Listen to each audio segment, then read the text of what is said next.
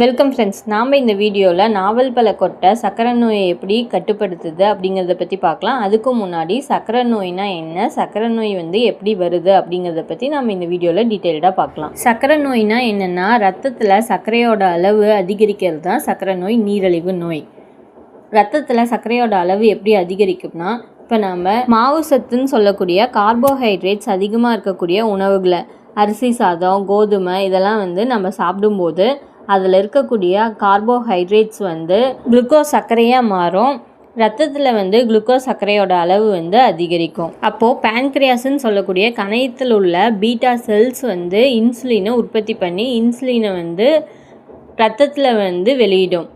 ரத்தத்துக்கு போனால் அந்த இன்சுலின் நம்மளோட மசில்ஸ், தசை மற்றும் கொழுப்பு, ஃபேட் டிஷ்யூஸில் உள்ள செல்லோட இணைஞ்சி இன்சுலின் இணைஞ்சு ரத்தத்தில் இருக்கக்கூடிய குளுக்கோஸை இந்த செல்ஸ்க்கு அனுப்பி மசில்க்கும் ஃபேட் செல்ஸ்க்கும் எனர்ஜியை தரும். ரத்தத்தில் இன்னும் இருக்கக்கூடிய குளுக்கோஸை இன்சுலின் கல்லீரல், லிவரில் கிளைக்கோஜனாக ஸ்டோர் பண்ண சொல்லும்.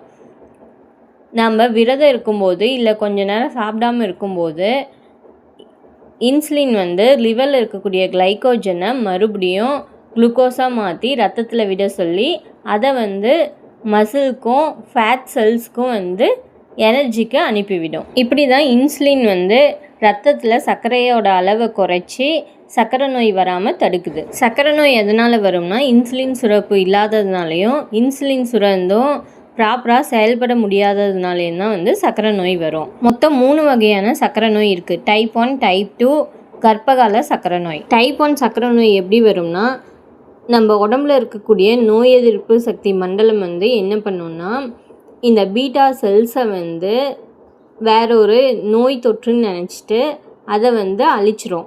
அதனால் இன்சுலின் சுரப்பு நடக்காது.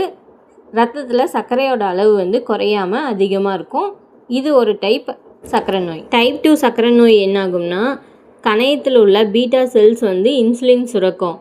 ஆனால் இந்த மசில் செல்ஸும் ஃபேட் செல்ஸும் இன்சுலினை இணைச்சி இன்சுலின் அனுப்புகிற குளுக்கோஸை அக்செப்ட் பண்ணாது. அதனால் சர்க்கரையோட அளவு ரத்தத்தில் அதிகமாக இருக்கும். இது 2வது வகை சர்க்கரை நோய். 3வது வகை என்னென்னா, கர்ப்ப காலத்தில் ஏற்படக்கூடிய சர்க்கரை நோய். ப்ரெக்னன்சி ஹார்மோன்ஸ் என்ன பண்ணோம்னா, இன்சுலினோட செயல்பாட்டை தடுத்துரும்.